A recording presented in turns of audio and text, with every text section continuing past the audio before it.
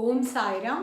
ஸ்ரீ சாயிபாபாவின் சாஸ்னாமிருத திருமொழிகள் என்ற புத்தகத்தை பூஜ்ய ஸ்ரீ நரசிம்ம சுவாமிஜி அவர்கள் தொகுத்து வழங்கியுள்ளார். அதிலிருந்து ஸ்ரீ சாயிபாபாவை நெருங்கவோ அவர் முன் வரவோ ஒருபோதும் அனுமதிக்கப்படாத ஒரு தீவிர பக்தை கடுமையான வியாதியால் பீடிக்கப்பட்டாள்.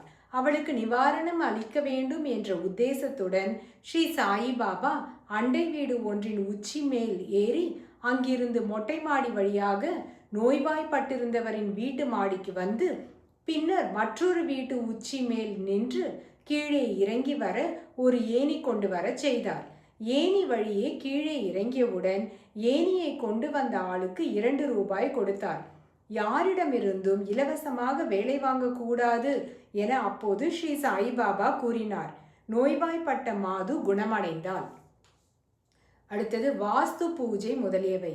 சுமார் 1911ஆம் ஆண்டில் ஷீரடி மசூதி புனர் நிர்மாண பணி நடந்து கொண்டிருந்த பொழுது ஸ்ரீ சாயிபாபா அடிக்கடி கொத்தர்கள் கட்டியதை இடித்து தள்ளிவிடுவார்.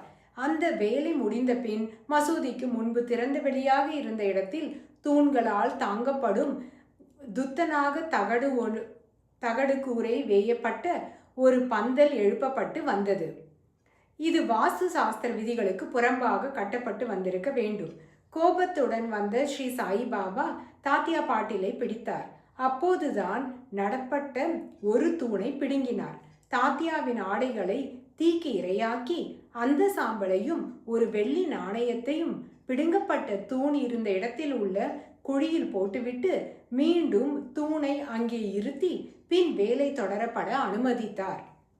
வாஸ்து சாஸ்திரத்தில் காணப்பட்டுள்ள விதிகளை, குறிப்பாக வீடு கோவில் கட்டும்போது கவனிக்க வேண்டிய விதிகளை ஸ்ரீ சாயிபாபா மனதில் கொண்டு இவ்வாறு நடந்து கொண்டிருக்க வேண்டும். ஓம் சாய்ராம்.